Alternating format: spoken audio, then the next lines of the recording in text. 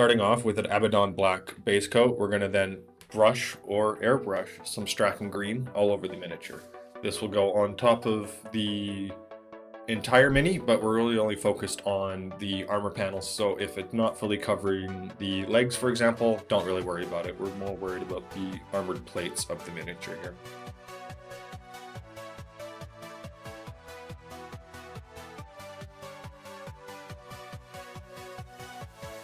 We're going to repeat the same steps here on the arms of the miniature, which I have taken off as sub-assemblies, mainly because it's going to allow me to get better access to the plasma axe when it comes down to painting the plasma effect on that, and it just allows me to give a bit more edge highlighting to areas I wouldn't necessarily have been able to access if I glued it on the miniature beforehand.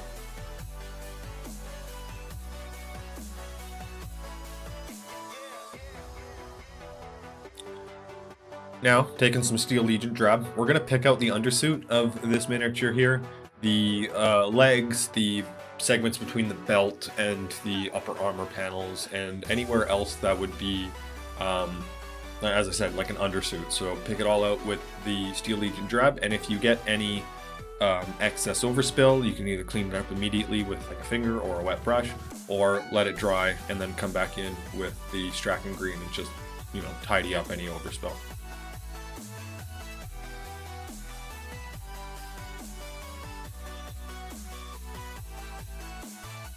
Repeat this process on the arms, on the lower section where the undersuit is.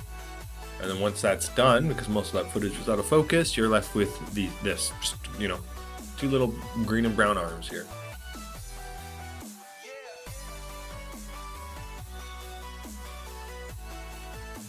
For the next tone here, we're going to take the Rhinox hide and pick out all the various details of this miniature that should be a darker brown. So that will include the belt, the weapon holsters, and that's basically it. Just paint those the solid Rhinox hide here.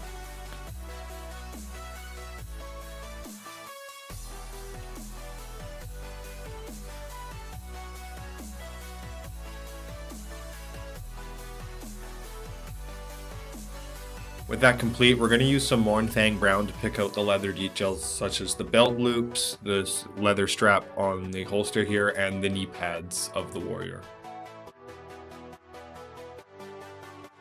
With the greens and brown done, it's on to our first wash step, which is to take Agrax Earthshade and wash the entire miniature in it. Again, when you're doing these washes, you want it on thick enough that it's going to pull in the recesses and really get you depth, while also having the ability to shift the color of your base coats, to a darker, browner tone. But you don't want to be losing any detail. So it looks like it's going on quite thick here. If it's too thick in any areas, just use the brush to continue to move it around. And you'll get a good result with no details being lost.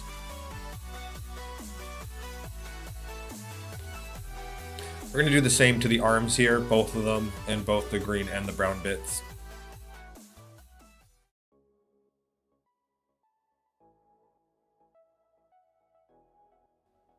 So far, a brown and glossy, chaotic mess maybe, but don't worry, we'll wrangle that in by the end of this. Next up, we're going to take some Athonian Camo Shade and only use it on the green armor panels. We want to bring some of that green back to the armor panels while retaining the darker shift in tone that we just gave to the greens there, as it's going to give our various depth and recess shades once we go on to the next step here. So yeah, don't get this on the brown bits, only on the green armor bits.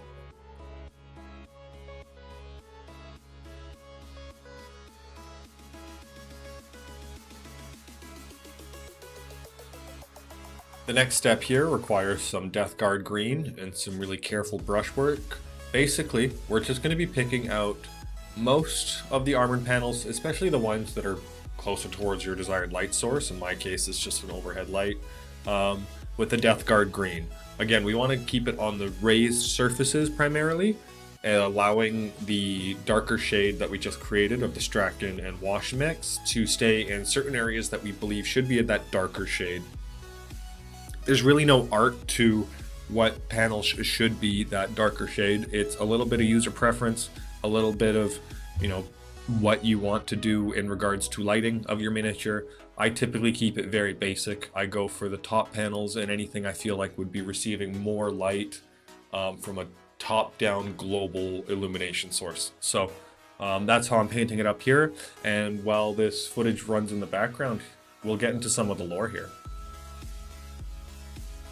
Clone schemes that form the core majority of any league, the votann known to the Imperium as warriors are actually just citizens of votann society. The Hearthkyn, guided by the Thanes, are warriors of formidable prowess, organized into squads and armed with a vast array of weaponry, from bolt reavers to plasma axes. Their strength stems from both rigorous martial tradition and the backing of the votann core, which provides them with the resilient void armor and advanced weaponry. Despite their martial expertise, they are not merely soldiers. They are citizens with lives beyond warfare. They are drawn from all walks of life, gender, social status, or wealth, reflecting a diverse civilian militia ethos, uncommon among their imperial counterparts. The kin are not expendable tools, but are valued core members of their society. Furthermore, Hearthkyn warriors undergo genetic enhancements to deviate more from their base clone schemes, amplifying their combat abilities with heightened senses and mechanical augmentations like synthetic organs and limbs. This multifaceted approach to warfare sets them apart, ensuring they are a force to be reckoned with on any battlefield.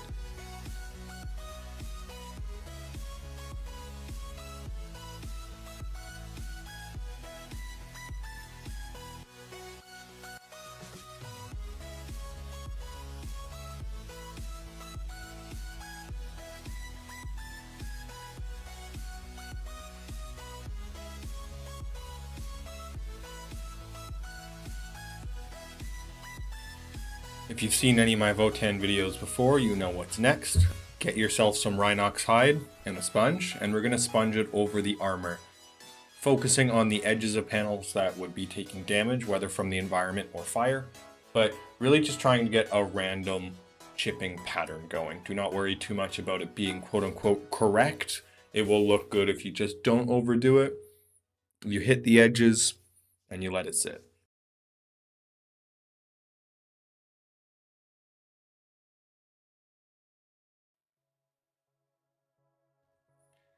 Now with that done, I quickly just use some Corax White and Flash Gets Yellow to pick out the light in the center of the chest, and I will quickly be using some Iron Hand Steel to pick out all the metallics, the roll cage, the nozzles of the jump pack here. Basically, I recorded all that stuff, but due to a combination of my phone dying and some corruption, none of that footage is usable, so we're just gonna move on to the plasma axe.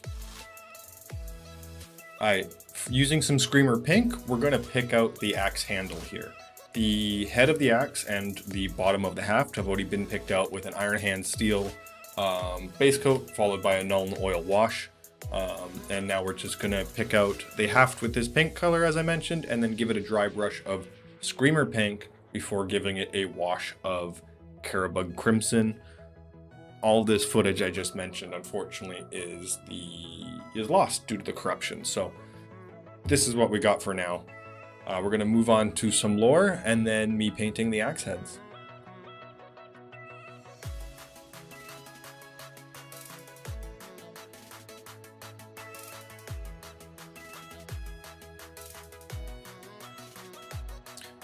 First, start off by basic coating the blade with Corax White.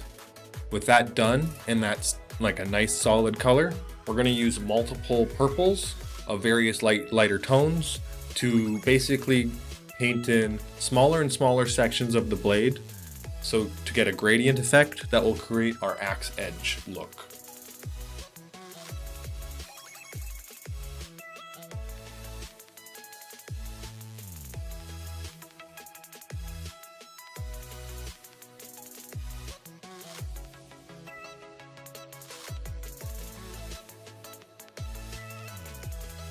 Among their arsenal, the plasma axe stands out as a symbol of their martial prowess. These weapons are wielded by Hearthkyn warriors with exceptional skill and are known for their devastating power on the battlefield.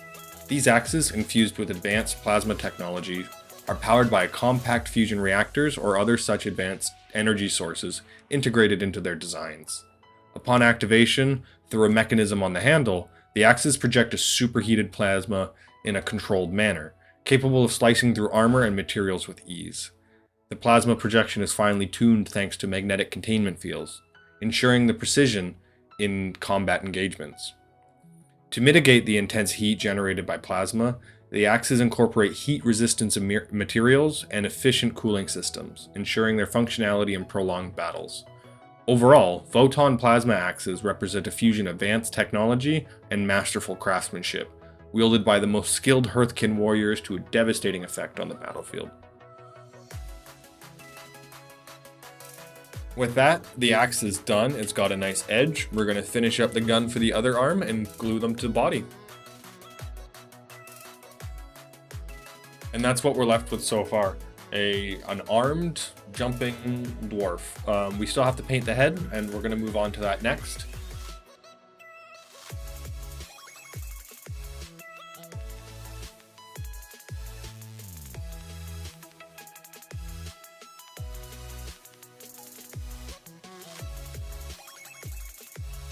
And here we have the completed head. The flesh tone will be is very easy to do using some skin tones and Hearthkyn flesh shade, and a short for that will be visible somewhere on the screen here. The helmet as well was done using the same base recipe as all the leather here. So very simple. Pick out the visor with some Iron Hand steel, Nuln oil, and then I used a gem paint. I used ball red over Corax white to get that lens effect, and then painted some streaks in Corax white to further cement the lens effects. With the painting done, base to however you want to base it, to whether fit in with the rest of your army, or maybe you want to go with a new basing scheme because of the tactical rock. Whatever you want to do, it's up to you. Please remember to like and subscribe. Thanks for making it through the video this long, and with that, on to the grand reveal.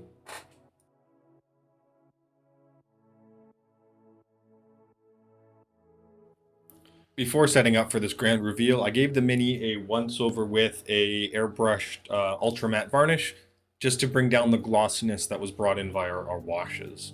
And this is what you get, one clean-looking jumpkin for your Hearthkyn salvagers.